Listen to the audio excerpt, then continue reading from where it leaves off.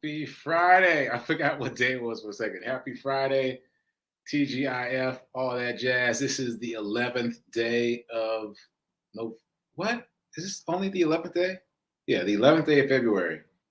I don't know why I thought it was later than that for a second. Anyway, the 11th day of February and the 30th episode of season 3 of the Be Your Own Hero show. So it's a milestone day, 30th episode. Okay, so let's get into it.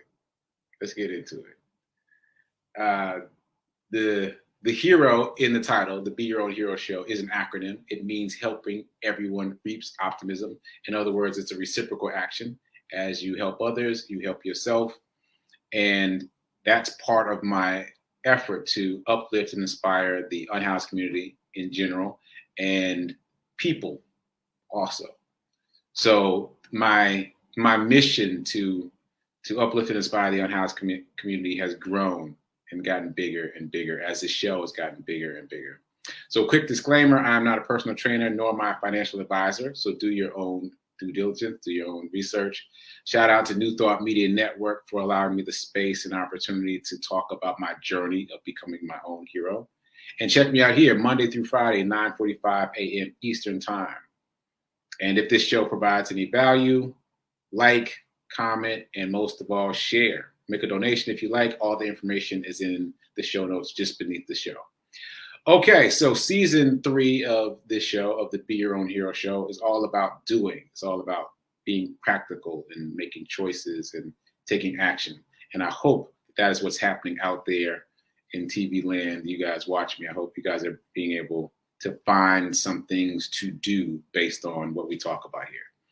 So that said, let's jump into Hero Ministry Movement news. Shout out to the heroes in the chat. Thanks for checking in live. Shout out to Tim. Yo, if you guys haven't seen Tim's Throwback Thursday pictures, you need to go check them out. Tim was lifting all kinds of weight. Tim was back there bench pressing cars. You got to go check it out. Shout out to Ben. Appreciate you checking in on YouTube. Watch it on YouTube. Appreciate that. Shout out to Linda from Colorado. Appreciate you. And shout out to all the people who are watching but aren't commenting. The only way I know that you're there is if you comment. So if I'm not ignoring you. If you comment, I'll shout you out.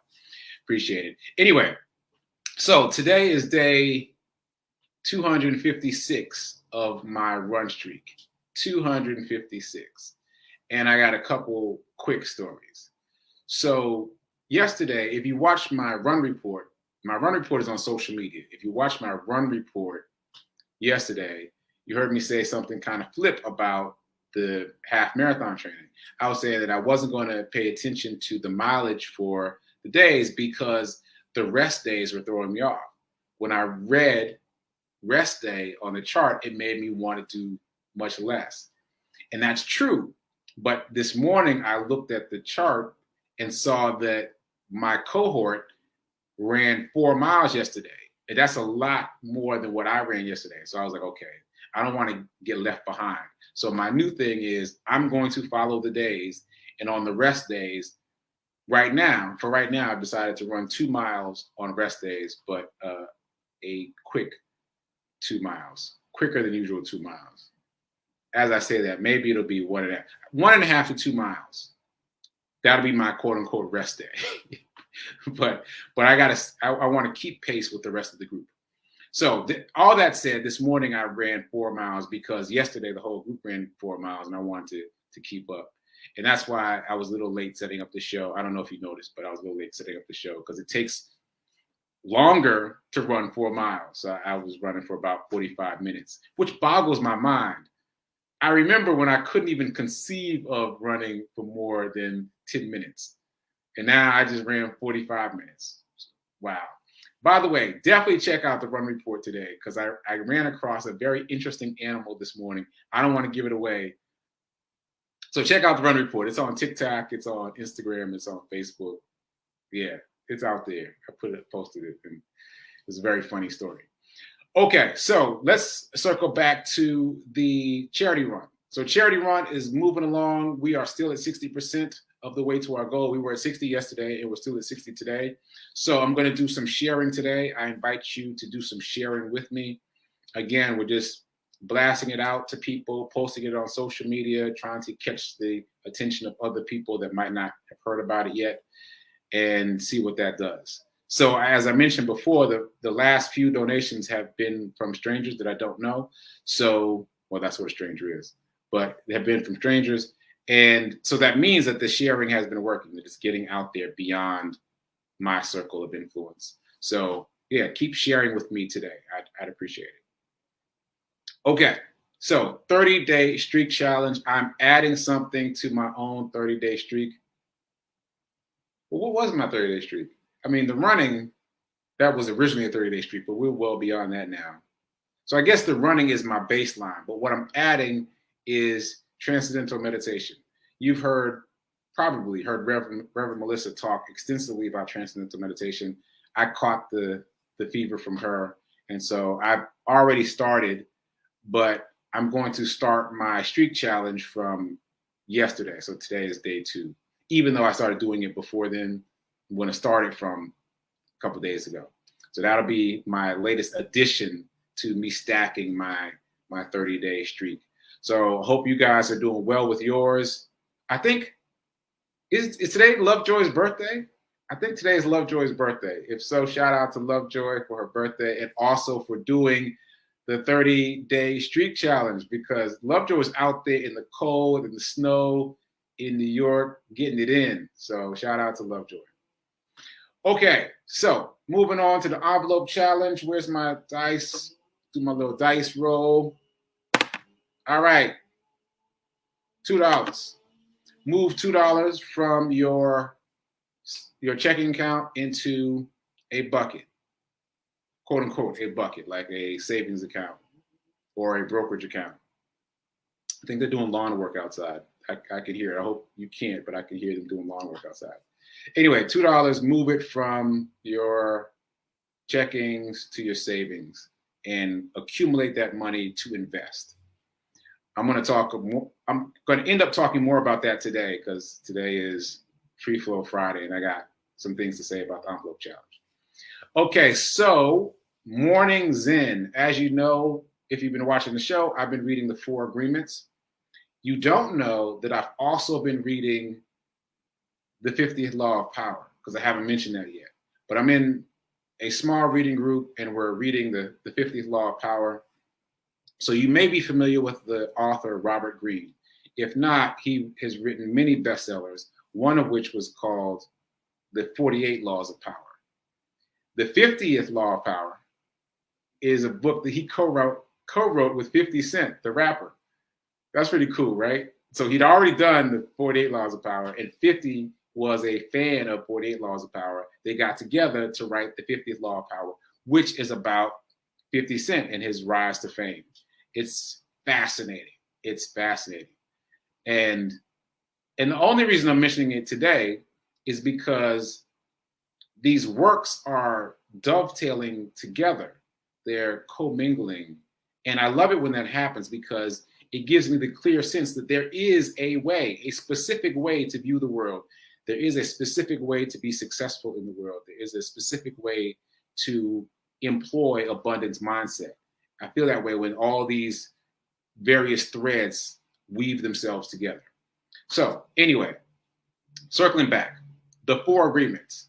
I've mentioned the first 2. The first one is be impeccable with your word. And that's essentially be impeccable with your word to yourself, which is to say, be kind to yourself. Speak kindly to yourself all the time, all the time, all the time. Be kind to yourself.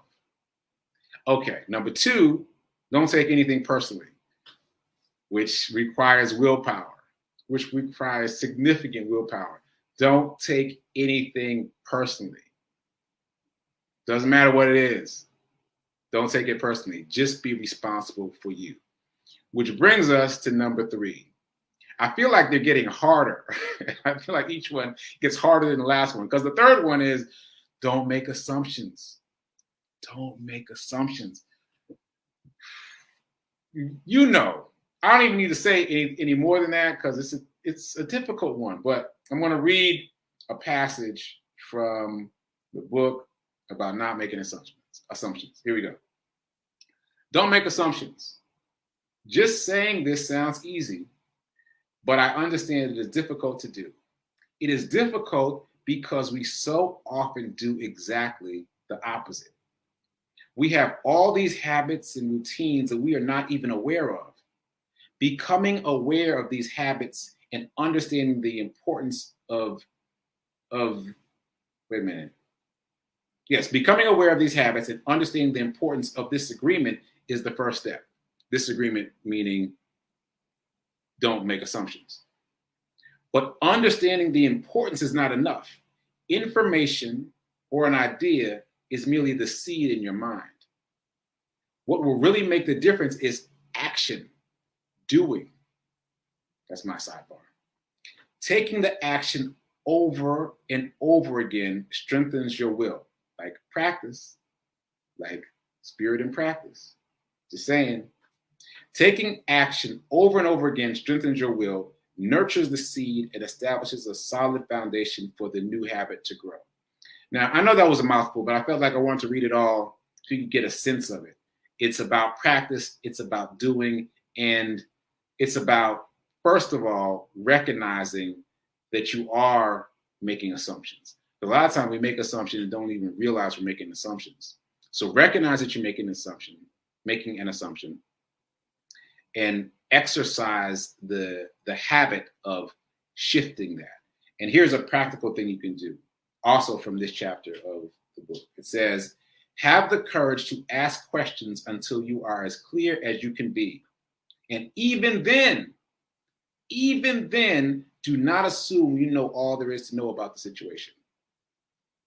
All right, I'm gonna read that again. Have the courage to ask questions until you are as clear as you can be. And even then, do not assume that you know all there is to know about the situation. So, pull quote, ask questions. Don't make assumptions. When you feel yourself making an assumption about anything, ask questions to clarify, and that'll help. And even then, don't assume you know everything, because we see things as we are, not as they are. That's an old quote that's been bandied about for many eons, I think. I don't know how old that quote is, but it's one that really resonates. We don't see things the way they are. We see things the way we are. In other words, whatever happens out there in the world, we see it through the lens of our life experience, our past, all that, and that colors how we see it. Okay, so that brings me back to the 50th law of power and how there's so many things to talk about there. So I'm not going to say much, but I would just say that there were many points in 50's early life that seemed like there were insurmountable odds to get to where he is today. Well, they were insurmountable odds, but he was able to surmount them. Why? Because he was able to flip the switch of thinking of everything as a blessing in disguise. Even getting shot 9 times, he saw that as a blessing in disguise. And every time he exercised that muscle of seeing things as a blessing in disguise, that muscle got stronger. So anyway, here's a quote I'm going to read very briefly. People who cling to their illusions, delusions, and assumptions find it difficult, if not impossible, to learn anything worth learning. People who cling to their illusions, delusions, and assumptions find it difficult, if not impossible, to learn anything worth learning. So that quote is actually an amalgamation of James Baldwin, 50 Cent, and the 4 Agreements. I put that together. But the bottom line is, be clear about what you're seeing. Be as clear as you can be about what you're seeing, experiencing with the people around you and with yourself. Like, don't make assumptions, obviously, we talked about that, but also don't create your own illusions and delusions, which come from making assumptions. Be as clear as possible. Okay, so that's enough about that. It's a very interesting read, and I'm fascinated by how much these things are overlapping. Let's get into some abundance, though. So our quote, as you know, is, I am so happy and grateful to be a multi-millionaire in every area of my life. Once again, I hope you guys are saying this at home. I hope I'm not just saying it by myself. We're going to do it again. If you didn't do it a couple seconds ago, do it this time. I am so happy and grateful to be a multi-millionaire in every area of my life. That's for all of us. That's for all of us. Okay, and here is my second reminder with the new remix, the new phrasing. If you only spend, you'll stay poor. If you only save, you'll stay middle class. But if you want to get wealthy, you must invest. It's not optional. Okay, all that said, it's Free Flow Friday, and I said I was going to circle back to the envelope challenge because there was a comment in the chat yesterday from Robin. Robin asked a great question. She asked, how do we get started if we've never bought stock? And I got so excited when I read this question because that's what we've been talking about, right? But now, having stumbled and fallen and made some mistakes, I feel like my answer now will be much more concise than it would have been at the beginning of this journey back in season 1. So let's find out, shall we? Let's find out. All right, so here's my truncated, more concise answer to that question. First of all, I would suggest that, and this applies to everyone, by the way. I'm responding to Robin, but it applies to everyone. So first of all, find a link for Webull and Robinhood. Now, when I say that, I mean that Webull and Robinhood, which are both brokerage houses, have created this program where you get free stock. So if you find someone's link to sign up, as opposed to just going to the website and signing up, not only do you sign up, but you get free stock. So use someone's link.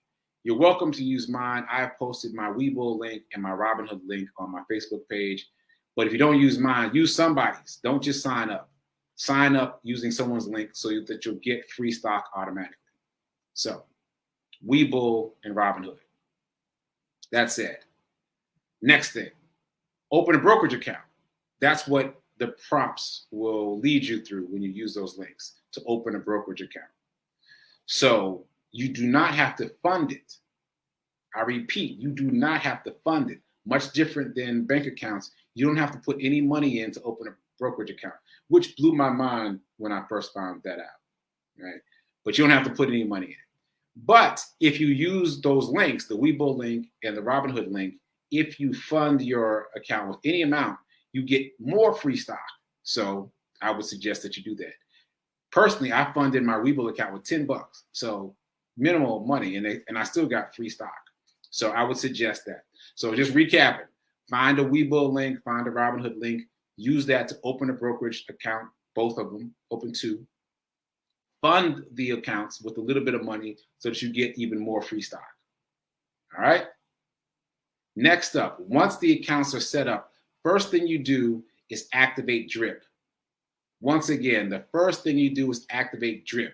What is DRIP? DRIP is an acronym for Dividend Reinvestment Plan. Dividend Reinvestment Plan. All right, what that means is when your assets, your stocks, kick off a dividend, when they hit their ex-dividend date and there's a dividend disbursement, if you have DRIP activated, that dividend disbursement will be reinvested right back into your asset, reinvested right back into your stock, which means your stock grows faster. So just for easy example, let's say you've got stock in this dice company and there's a dividend of $1 that's paid out quarterly. So every quarter, that dollar, instead of coming to you as a check, will go right back into the dice, your stock in the dice. So by the end of the year, if you held the stock for the whole year, you'll have an extra $4 in your stock, right? So that can appreciate very quickly, especially if the price of the stock is low. Like imagine the stock price is $1. I mean, that's, it's very unlikely that you'd have a dollar stock and $1 dividend, but just bear with me, humor me. So you got a stock price of $1 and the dividend is $1. If you have a share of the stock, every time there's a dividend kick out, if you have drip on, it'll buy another share of the stock. So you start off with 1 share, you end up with 4 by the end of the year. It's amazing that it keeps generating wealth on its own. So circling back, make sure drip is activated. Make sure drip is activated. Also, you don't want to create a taxable event by having the money come to you directly. So have drip activated. Okay, so next thing I would do is set up a savings account at my bank. My regular bank that I'm already using, set up a new savings account. And this is your bucket, your investment bucket. And I would get some dice. I'd get some dice, and every day roll the die in the morning, and whatever number it hits, move that amount into that new bucket, that new savings account. So that every day you're contributing to that savings account, but no more than $6 a day. And listen, $6 a day, that's what some people spend on coffee every day, right? So you can afford it. It's a small amount. Just move small amounts into that account every day. And every time you get funds, you get like a paycheck or people will send you money, however you get your money. Every time you get some money, also transfer. Let's go with transfer. Transfer 10% of that money into that same bucket. So this new bucket, this new savings account at your regular bank is getting money every day from you rolling the dice like a game show. And also it's getting some bigger amounts every time you get funds into your checking account. Every time you get some funds in your checking account, take 10%, put it right into that bucket. Right? So that bucket starts to grow faster and faster. Okay?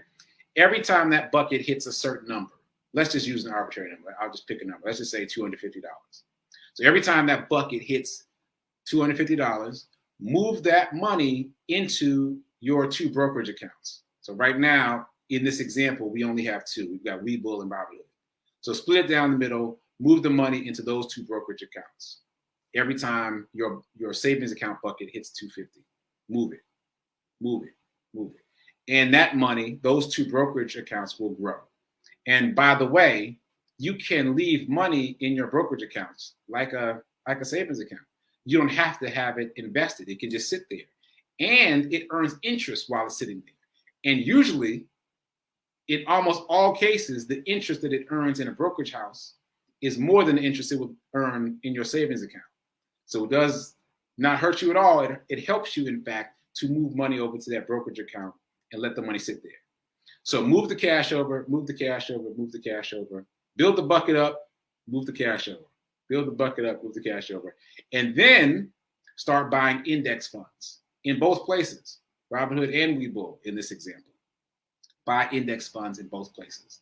If you don't know what an index fund is, it's simply a fund where there are a number of companies. Let's just use the S&P 500. That's the name that most of us have heard of and didn't know what it meant. I'm speaking for myself. I didn't know what it meant until recently. So the S&P 500 is a fund of 500 companies, 500 massive companies. Each of the companies in the S&P 500 has a revenue stream of about $40 billion per year. Like annual revenue, $40 billion per year. So massive companies. So by buying S&P 500, you get exposure to all 500 companies. And it's managed in that if one of those companies falls short or goes belly up or whatever, that company will be swapped out for another similar company. Right? So it's about the safest you can be in the stock market.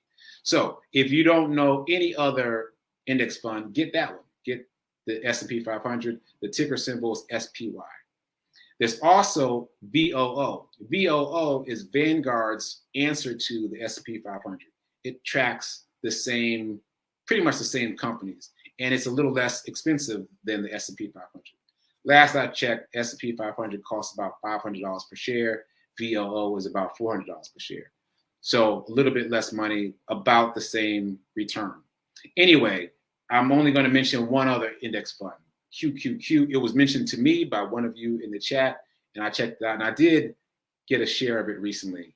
I like the fact that it tracks technology companies, and technology companies are the companies that seem to be moving most aggressively towards embracing Web 3.0, cryptocurrency, and the metaverse. So, bit of a sidebar. Point is, build the bucket up, shift the money from the bucket over into these brokers' accounts. When that money accumulates, buy index funds.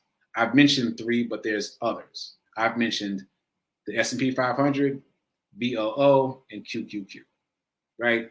And if that's all you do, you're ahead of 90% of the people out there in the world, even if that's all you do.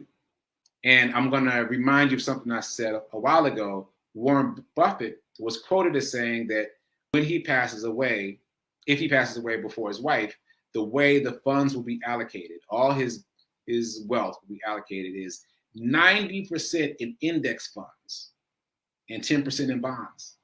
That's the whole game. That's his whole game. So you can't go wrong, or in theory, you can't go wrong with buying into index funds. And if Warren Buffett is going to trust all his wealth to index funds, you can too. And index funds do have dividends. So back to the drip. Make sure the drip is on so that when the dividend comes out, it'll be reinvested. Matter of fact, happy dividend day to anybody who has the S&P 500. We had a dividend kick out a couple of weeks ago. So happy belated dividend day for those of us who got that dividend disbursement from the S&P 500.